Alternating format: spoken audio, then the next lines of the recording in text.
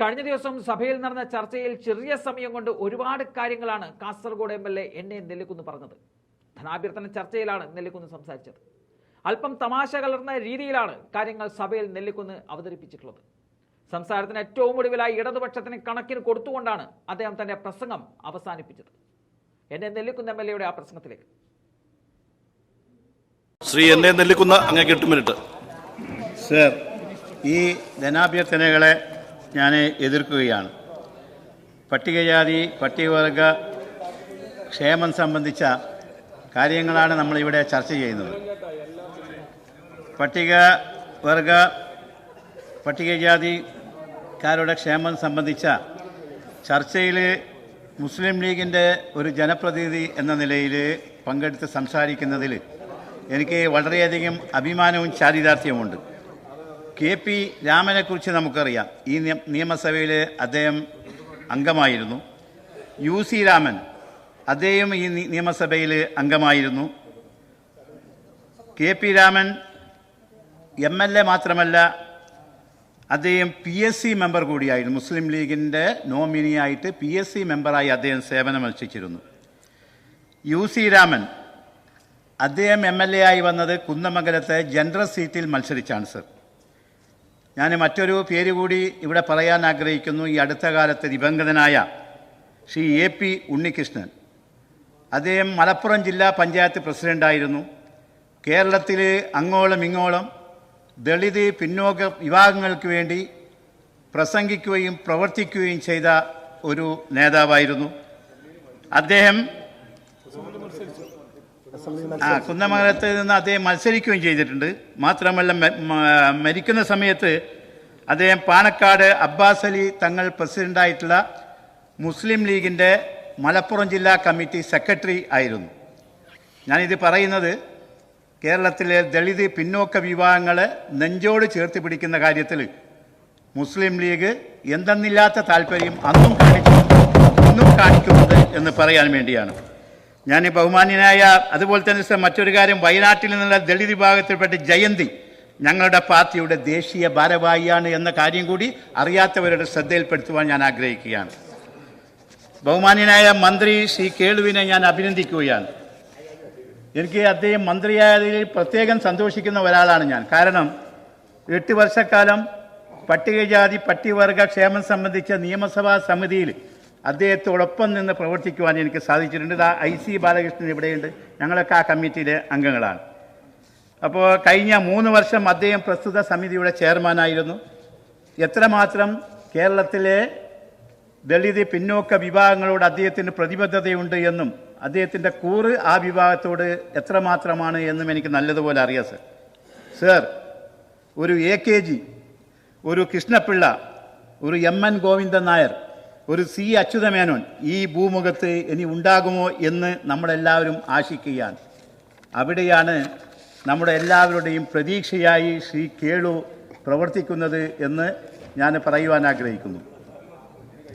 അങ്ങയുടെ മുൻഗാമി ഈ സഭയിൽ നിന്ന് വിട പറഞ്ഞത് വലിയൊരു ടെമ്പോ സൃഷ്ടിച്ചുകൊണ്ടായിരുന്നു. ആ ടെമ്പോ എന്താണ് എന്ന് ഞാൻ പറയാം.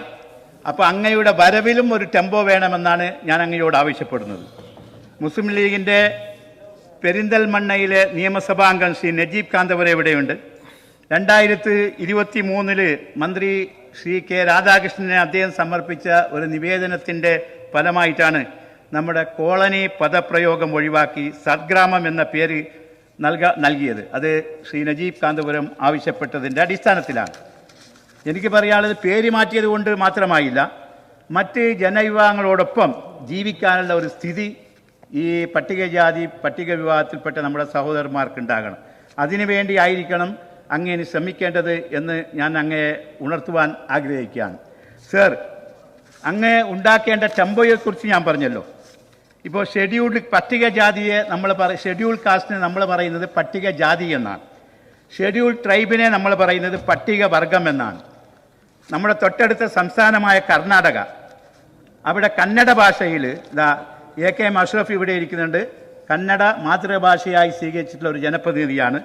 ആ കന്നഡയിൽ ഈ വിഭാഗത്തെ പറയുന്നത് പരിശിഷ്ട ജാതി പരിശിഷ്ട വർഗ എന്നാണ്. പരിശിഷ്ട ജാതി പരിശിഷ്ട വർഗം. അതുപോലെ തന്നെ മഹാരാഷ്ട്രയിൽ ഇന്ത്യയിൽ ഈ വിഭാഗത്തെ പറയുന്നത് അനുസൂചിത് ജാതി അനുസൂചിത് വർഗ എന്നാണ്. അതായത് നമ്മളെല്ലാവരും ചേർത്ത് പിടിക്കേണ്ട വളരെയധികം മുന്നിൽ നിൽക്കുന്ന വിഭാഗം എന്നാണ് ഈ പദങ്ങളുടെ അർത്ഥം. നമ്മളിപ്പോൾ APL BPL കാർഡുകളുണ്ട് കേരളത്തിൽ. BPL below poverty line. നമ്മുടെ റേഷൻ കാർഡിൽ എന്താണ് എഴുതുന്നത്? മുൻഗണനാ വിഭാഗത്തിൽപ്പെട്ട BPLന്. APL പൊതുവിഭാഗം. അപ്പോൾ മുൻഗണനാ വിഭാഗത്തിൽപ്പെട്ട ആളുകളാണ് ഇവരൊക്കെ. അതുകൊണ്ട് ഈ പട്ടികജാതി പട്ടികവർഗം എന്ന് പറയുമ്പോൾ തന്നെ ആ പേരുകളിൽ ഒരു അപകർഷബോധത്തിൻ്റെ ചുവയുണ്ട്. അത് മാറ്റാൻ അങ്ങ് നടപടികൾ സ്വീകരിക്കണമെന്നാണ് എനിക്ക് പറയാനുള്ളത്. സർ, സദ്ഗ്രാമങ്ങളിൽ ചില ലക്ഷ്യങ്ങൾ വേണം. സദ്ഗ്രാമ പേര് മാറ്റി എനിക്ക് ഒന്ന് സൂചിപ്പിക്കാനുള്ളത്, നമ്മൾ ഇപ്പോൾ ചില പ്രത്യേകം ആളുകൾക്ക് പ്രത്യേക കോളനി.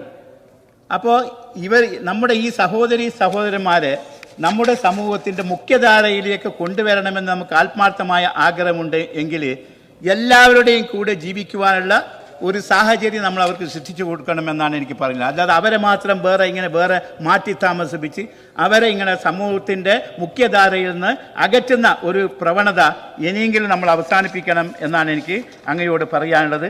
SC/ST വിഭാഗങ്ങൾക്ക് അനുവദിക്കുന്ന ഫണ്ടിൽ നമ്മുടെ സംസ്ഥാനം ഏറ്റവും കുറഞ്ഞ എക്സ്പെൻഡിച്ചർ കാണിക്കുന്ന സംസ്ഥാനമാണ് എന്നത് അങ്ങ് മനസ്സിലാക്കിയിട്ടുണ്ടാകുമെന്ന് ഞാൻ കരുതുകയാണ്.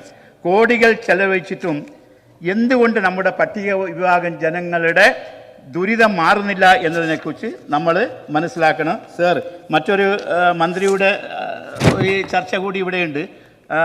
എനിക്ക് ആ ചർച്ചയിൽ പങ്കെടുത്തുകൊണ്ട് എനിക്ക് പറയാനുള്ളത്, കർണാടകയിൽ സാമൂഹ്യക്ഷേമ രംഗത്ത് വഖഫ് ബോർഡിന് 100 കോടിയോടൊപ്പം ചെലവാക്കുമ്പോൾ കേരളത്തിൽ 72 ലക്ഷം രൂപ മാത്രമാണ് അനുവദിച്ചിട്ടുള്ളത്. ഈയിടെ എൻ്റെ സഹപ്രവർത്തകൻ ഉബൈദുള്ളയും അതുപോലെ തന്നെ ശ്രീ നൌഷാദും ഒക്കെ കർണാടകയിൽ പോയിരുന്നു, നേരിട്ട് കണ്ട കാര്യങ്ങളാണ്. അതുകൊണ്ട് നമുക്ക് എന്തുകൊണ്ട് കൂടുതൽ പണം ചെലവഴിക്കാൻ പറ്റുന്നില്ല എന്നാണ് എനിക്ക് ചോദിക്കുവാനുള്ളത്. സാമൂഹ്യ ക്ഷേമ പദ്ധതി യോഗം വിളിക്കുവാൻ മന്ത്രിക്ക് താല്പര്യമില്ല. അതുപോലെ തന്നെ ചികിത്സാ സഹായം, വിവാഹ സഹായം എന്നീ അപേക്ഷകൾ ആയിരക്കണക്കിന് പരിഗണിക്കപ്പെടാതെ കിടക്കുന്നു. ബഹുമാനപ്പെട്ട മന്ത്രി ചാർജ് എടുത്ത ഉടനെ തന്നെ പറഞ്ഞു, വഖഫ് ബോർഡിൻ്റെ ഒരു ഇഞ്ച് മണ്ണ് പോലും അന്യാധീനപ്പെടുത്താൻ അനുവദിക്കുകയില്ല എന്ന് അദ്ദേഹം ഈ തിരുവനന്തപുരത്ത് മുതൽ കാസർകോട്ട് ഒന്ന് വരെ പ്രഖ്യാപിച്ചു. ഞങ്ങളൊക്കെ രോമാഞ്ചം കൊണ്ടു. പക്ഷേ ഇതുവരെയും ഒരു നടപടി ഉണ്ടായിട്ടില്ല. സർ, നമ്മുടെ നാട്ടിൽ ഇപ്പോൾ ഉണ്ടോ എന്ന് എനിക്കറിയില്ല, പുതിയ SIമാർ വരുമ്പോൾ ആ SIമാർ ഇങ്ങനെ ജീപ്പെടുത്ത് ഇങ്ങനെ ചുറ്റും അവരുടെ പരിധിയിലെ പോലീസ് സ്റ്റേഷനിൽ. എന്തിനാ പുതിയ ഒരാൾ ഇവിടെ വന്നിട്ടെന്ന് അറിയിക്കാൻ. എന്നിട്ട് പറയും, ഞാൻ കരാട്ട ബെൽറ്റ് ഇന്ന ബെൽറ്റുകാരനാണ്, ബ്ലാക്ക് ബെൽറ്റുകാരനാണ്, ഞാൻ ജിമ്മ് അറിയുന്ന ആളാണ് എന്നൊക്കെ. പിന്നെ ഒരാഴ്ച മാത്രമേ ഉണ്ടാവുള്ളൂ. പിന്നെ അയാളെ ജിമ്മും നമുക്ക് കാണില്ല, അയാളെ ബ്ലാക്ക് ബെൽറ്റ് എവിടെ പോയി നമുക്കറിയില്ല. അതുപോലെ തന്നെയാണ് മന്ത്രി പ്രഖ്യാപിച്ചിരുന്നു. ഞങ്ങൾക്ക് വളരെയധികം സന്തോഷമുണ്ട്. പക്ഷേ ആ പ്രഖ്യാപനത്തിനനുസരിച്ച് ഒരു പ്രവർത്തനവും നടന്നിട്ടില്ല. കാസർകോട്ട് വന്ന് അദ്ദേഹം പറഞ്ഞു, കേരളത്തിൽ ആദ്യമായി കാസർകോട് മുനിസിപ്പാലിറ്റിയിലേക്ക് ഒരു പിങ്ക് സ്റ്റേഡിയം അനുവദിക്കാൻ പോകുന്നുണ്ട്. പിങ്കുമില്ല, റെഡുമില്ല, ബ്ലൂ ഇല്ല. സർ, ഇതുവരെ അതേക്കുറിച്ച് വിവരം പോലുമില്ല. അപ്പോൾ ബഹുമാനപ്പെട്ട മന്ത്രിയോട് എനിക്ക് അതുപോലെ തന്നെ ഒരു കാര്യം കൂടി ഞാൻ സൂചിപ്പിക്കാനാകും. ഒറ്റൊരു മിനിറ്റ് സർ. ഫാറൂഖ് കോളേജിൻ്റെ ചെറായി ബീച്ചിലെ ഭൂമിക്ക് സ്വകാര്യ വ്യക്തികൾക്ക് നികുതി വെക്കാൻ റവന്യൂ മന്ത്രിയും വഖഫ് മന്ത്രിയും കൂടി പങ്കെടുത്ത യോഗമാണ് അനുമതി നൽകിയത്. ബഹുമാനപ്പെട്ട കോടതി ഇടപെട്ട് അത് തടയുകയുണ്ടായി. മന്ത്രിക്ക് ഇക്കാര്യത്തിൽ എന്താണ് പറയാനുള്ളതെന്ന് കേൾക്കാൻ എനിക്ക് വളരെയധികം കൗതുകമുണ്ട് അദ്ദേഹത്തിൻ്റെ മറുപടി പ്രസംഗത്തിൽ. അപ്പോൾ വഖഫ് ഭൂമിക്ക് സ്വകാര്യ വ്യക്തികൾക്ക് നികുതി വെക്കാൻ അനുവാദം നൽകിയ ലോകത്തിലെ ആദ്യ മന്ത്രി എന്ന പേര് അങ്ങ് ആർജിക്കരുത് എന്നാണ് എനിക്ക് അങ്ങയോട് പറയുവാനുള്ളത്. അപ്പോൾ ഈ ധനാഭ്യർത്ഥനകളെ ശക്തിയുക്തം എതിർത്തുകൊണ്ട് മറ്റ് രാഷ്ട്രീയ കാര്യങ്ങൾ പറയാനില്ലാഞ്ഞിട്ടല്ല, അതെല്ലാം CPMന്റെ ഇപ്പോൾ തീർന്നുകൊണ്ടിരിക്കുന്ന കമ്മിറ്റികളിൽ അവരുടെ നേതാക്കന്മാർ വരെയൊക്കെ പറഞ്ഞു വരുന്നുണ്ട്. അതുകൊണ്ട് എല്ലാവരും പറയുന്നുണ്ട്. അപ്പോൾ അതുകൊണ്ട് ആ കാര്യങ്ങൾ ഞാൻ കൂടുതൽ പറയുന്നില്ല. ഒറ്റൊരു കാര്യം സർ, പാർട്ടി ജനങ്ങളുടേതാണ് എന്ന് കേൾക്കാൻ ചെവി വേണമെന്ന് പറഞ്ഞത് കോൺഗ്രസ് നേതാവല്ല, ലീഗ് നേതാവല്ല, തോമസ് ഐസക്കാണ് സർ.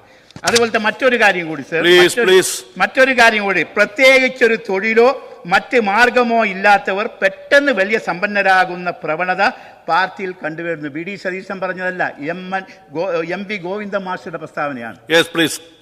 അപ്പോൾ ഞാൻ ഈ ധനാഭ്യർത്ഥനകളെ ശക്തിയുക്തം എതിർക്കും.